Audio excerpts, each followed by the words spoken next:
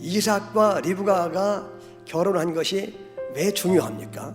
왜냐하면 아브라함의 혈통 가운데 앞으로 메시아가 탄생할 것이고, 그 메시아를 통해서 수많은 하나님의 백성들이 하늘의 별처럼 바다의 모래처럼 많아질 것이다. 이미 예언했잖아요. 그렇게 약속했잖아요. 그러니까 아브라함의 혈통을 통해서 메시아가 탄생하게 되고, 그 메시아를 통해서 하나님의 백성들이 하늘의 별처럼 많아질 것이라고 말씀했기 때문에 아브라함의 혈통이 누굽니까? 이삭 아닙니까? 아브라함의 아들 이삭. 그러니까 이삭과 리브가 사이에 또 아들을 낳는 것이 굉장히 중요한 의미가 있어요. 임신하지 못했다고 그랬어요. 근데 몇 년 동안 안 주셨어요? 결혼한 지 20년 동안 거의 포기한 상태, 자포자기한 상태, 절망한 상태. 아브라함 때와 마찬가지로 그 이삭에게도 언약의 후손인 언약 백성이 지금 태어나는 거 아니겠습니까? 애가 태어난다면 그 언약 백성이 이 땅에 태어나는 것은 결국 뭐냐 하면 인간들의 열심이나 노력이나 공로에 의해서 태어나는 것이 아님을 보여주려고 그러는 거예요. 그러니까 이제 완전히 소망이 없어졌을 때, 그죠? 이제는 끝났구나, 우리의 힘으로는 안 되는구나, 이걸 이제 분명히 알게 되었을 때 하나님이 역사에서 하나님의 능력으로 주시잖아요.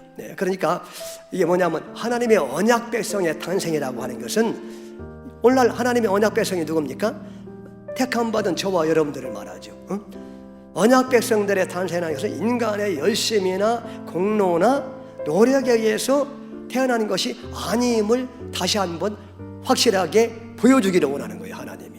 다시 말하면은 하나님의 언약 백성인 너희들은 은혜를 의지하지 않으면은 존재할 수도 없고 살 수도 없는 그런 존재임을 다시 한번 기억하라고 이런 말씀들이 기록되어 있는 것입니다. 원래 어린 자가 큰 자를 섬기는 게 일반적인 상식인데, 신약에서 말하는 큰 자는 어떤 자예요?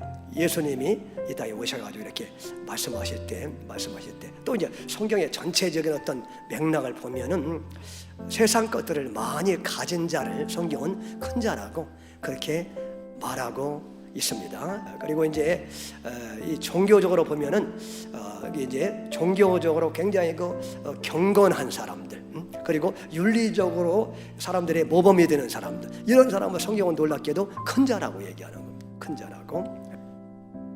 그러면 이제 작은 자는 누구겠습니까? 작은 자. 성경에서 말하는 작은 자는 내세울 것이 없는 자를 작은 자라고 얘기하는 거예요. 창기와 함께 재산을 탕진했던 탕자 있죠? 둘째 아들 탕자. 그러니까 큰아들과 둘째 아들의 비유가 있잖아요. 누가복음 15장에 탕자의 비유에서 그 큰아들이 윤리적으로 완벽하고 한 번도 아버지의 속을 썩인 적이 없다고 본인이 착각하잖아요. 그 사람이 큰아들입니다. 성경은 큰아들. 근데 그 큰아들은 잔치에 참여하지 못하잖아요. 큰아들은 아시겠죠? 근데 오히려 장기와 함께 재산을 다 탕진했던 작은 아들이 나중에 잔치에 참여하잖아요. 그죠?